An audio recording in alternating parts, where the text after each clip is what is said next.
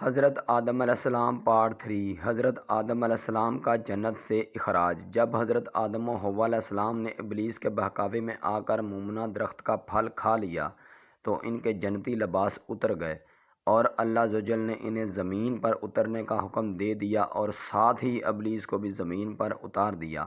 اللہ نے فرمایا، تم دونوں انسان اور شیطان یہاں جنت سے اتر جاؤ، تم آپس میں ایک دوسرے کے دشمن ہو۔ اب اگر تمہارے پاس میری طرف سے ہدایت آئے تو جو شخص میری ہدایت کی پیروی کرے گا وہ نہ تو دنیا میں گمراہ ہوگا اور نہ ہی آخرت میں تکلیف اٹھائے گا۔ رسول اکرم صلی اللہ علیہ وآلہ وسلم نے فرمایا، اللہ تعالیٰ نے جب آدم علیہ السلام کو جنت سے زمین پر اتارا تو انہیں دنیا میں جینے کا ہنر بھی سکھا دیا اور جنت کے کچھ پھل بھی عطا فرما دیے۔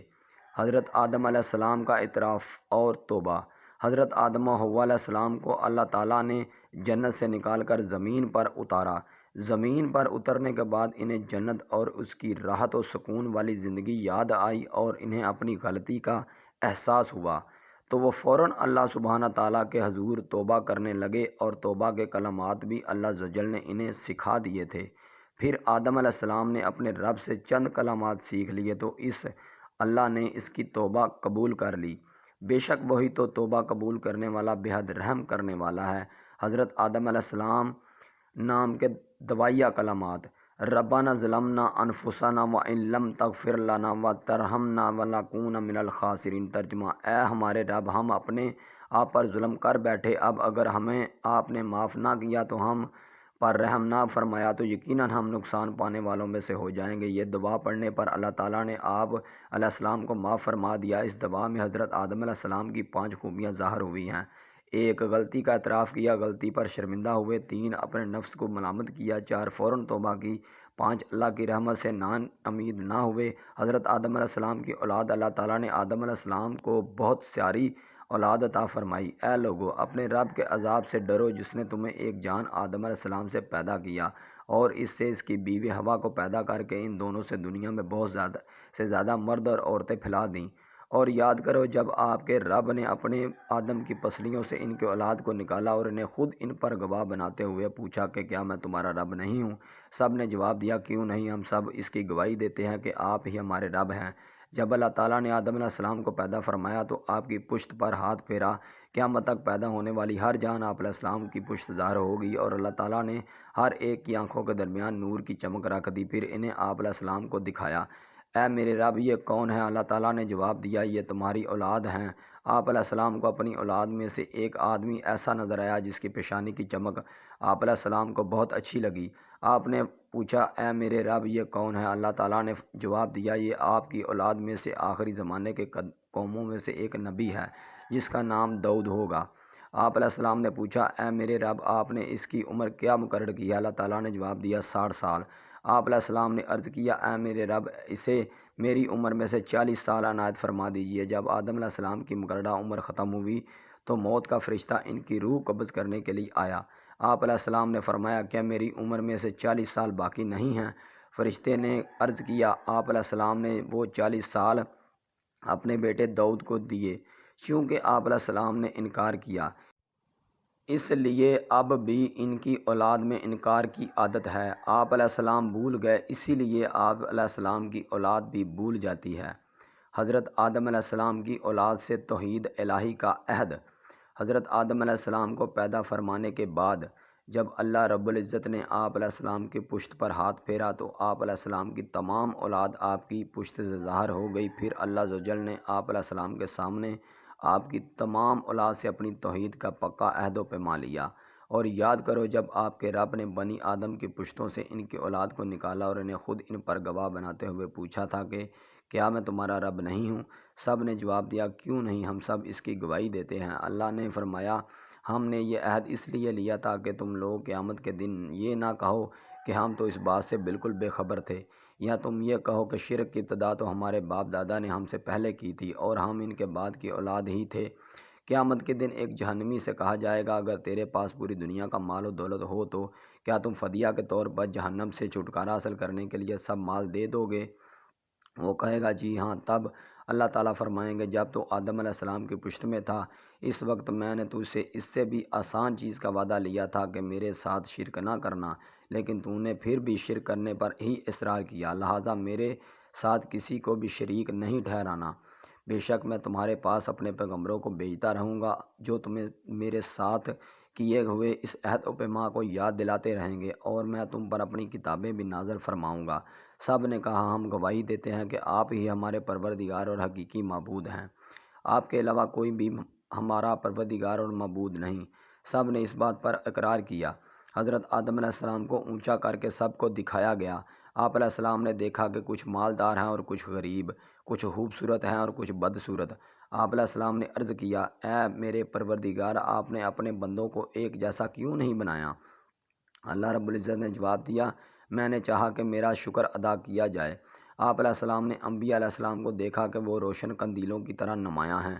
اللہ رب العزت نے ان سے بھی رسالت و نبوت کے متعلق خصوصی عہد و پیمان لیا۔ انبیاء علیہ السلام سے توحید و رسالت و نبوت سے متعلق عہد۔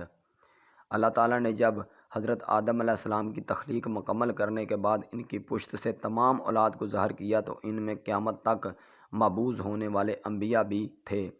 اللہ عز و جل اے نبی مسلم یاد کریں جب ہم نے تمام انبیاء سے توحید کا عہد لیا اور بالخصوص آپ نوح، ابراہیم، موسیٰ اور مریم کے بیٹے عیسیٰ سے، اور ہم نے ان سب سے بڑا پکا عہد لیا۔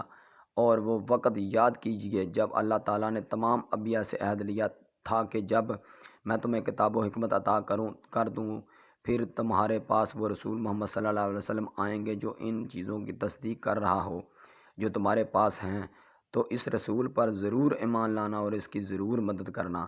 اللہ نے پوچھا کیا تم اقرار کرتے ہو اور اس پر میرا عہد قبول کرتے ہو؟ انہوں نے جواب دیا جی ہاں، ہم اقرار کرتے ہیں۔ اللہ نے فرمایا تم گواہ رہنا، تمہارے ساتھ گواہوں میں سے ہوں۔ اس کے بعد جو بھی اس عہد سے پھر جائیں گے وہی نافرمان ہیں۔ حضرت آدم علیہ السلام کے بیٹے قابیل اور حابیل کا واقعہ۔ اے نبی آپ لوگوں کو آدم علیہ السلام کے دو بیٹوں کا سچا واقعہ بھی سنا دیجیے۔ حضرت عبداللہ بن عباس بیان کرتے ہیں کہ جب حضرت آدم و حوا علیہ السلام کے ہاں ولادت کا سلسلہ شروع ہوا تو ان کے ہاں ہر ایک بار ایک بیٹا اور ایک بیٹی پیدا ہوتے تھے۔ حضرت آدم علیہ السلام کو یہ حکم تھا کہ ہر لڑکے کی شادی دوسرے لڑکے کے ساتھ پیدا ہونے والی لڑکی سے کریں اور دوسری پیدا ہونے والے لڑکے کی شادی پہلے لڑکے کے ساتھ پیدا ہونے والی لڑکی سے کریں۔ حضرت آدم علیہ السلام کے ہاں ایک مرتبہ قابیل اور اس کی بہن پیدا ہوئی اور دوسری مرتبہ حابیل اور اس کی بہن پیدا ہوئی۔ سابقہ اصول کے مطابق قابیل کی بہن کا نکاح حابیل سے اور حابیل کی بہن کا نکاح قابیل سے ہونا تھا۔ اتفاقی طور پر قابیل کی بہن حابیل کی بہن کی نسبت زیادہ خوبصورت تھی، اس لیے قابیل نے چاہا کہ اس کی شادی حابیل کی بہن کے بجائے خود اپنی ہی بہن سے ہو جائے۔ حضرت آدم علیہ السلام نے قابیل سے کہا کہ نہیں، اپنی بہن سے حابیل کو نکاح کرنے دو، لیکن قابیل نے انکار کر دیا اور حضرت آدم علیہ السلام کے سمجھانے کے باوجود اپنی ہی بہن سے خود نکاح کرنے پر اصرار کیا۔ حضرت آدم علیہ السلام نے ان دونوں سے کہا کہ تم اللہ کی راہ میں بطور نذرانہ قربانیاں پیش کرو، جس کی قربانی قبول ہو جائے گی وہی حق پر ہوگا۔ حابیل بکریاں پالتا تھا، اس نے ایک موٹی تازہ بکری قربانی کی، اور حابیل کھیتی باڑی کرتا تھا، اس لیے گھٹیا قسم کا اناج اللہ تعالیٰ کی راہ میں پیش کیا۔ دونوں نے اپنی اپنی قربانیاں میدان میں رکھ دی، آسمان سے آگ آئی اور حابیل کی قربانی کو کھا گئی، جو اس کی قبولیت کی علامت تھی۔ قابیل کی قربانی جب قبول نہ ہوئی تو اسے غصہ آیا اور اس نے اپنے بھائی حابیل کو قتل کر ڈالا۔ جب حابیل قتل ہو گئے تو قابیل نے کھلے آسمان کے نیچے ان کی لاش رکھ دی، اس لیے کہ اسے دفن کرنے کا طریقہ معلوم نہ تھا۔ آخرکار اللہ تعالیٰ نے دو کوے بھیجے، ان میں سے ایک نے دوسرے کو مار دیا، پھر چونچ سے گڑھا کھود کر مردہ کوے کو اس میں ڈال کر اوپر سے مٹی ڈال دی۔ قابیل نے جب اپنی آنکھوں سے یہ ماجرا دیکھا تو شرمندہ ہو کر کہنے لگا، ہائے افسوس، میں اس کوے سے بھی گیا گزرا ہوں کہ اپنی بھائی کی لاش دفن کرنے کی تدبیر بھی نہ نکال سکا۔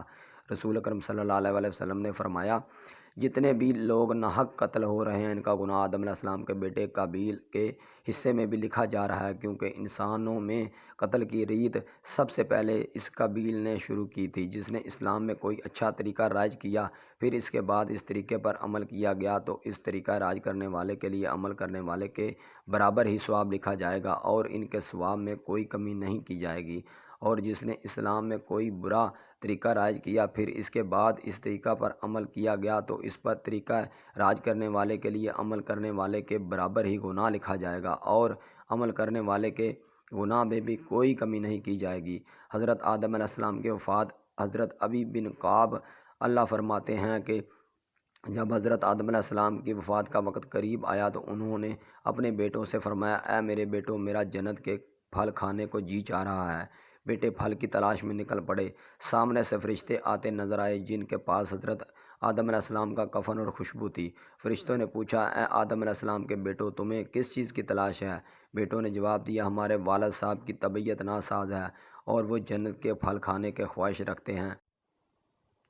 فرشتوں نے کہا، تم واپس چلے جاؤ کیونکہ تمہارے والد فوت ہونے والے ہیں۔ فرشتوں نے آ کر ان کی روح قبض کی، ان کو غسل دیا، کفن پہنایا، خوشبو لگائی اور آپ علیہ السلام کے لیے لحد قبر تیار کی، پھر نماز جنازہ ادا کی اور قبر میں رکھ کر اوپر سے مٹی ڈال دی۔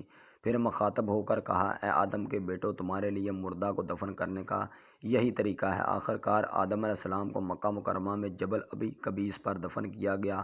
حضرت آدم علیہ السلام کی کل عمر 1000 سال تھی۔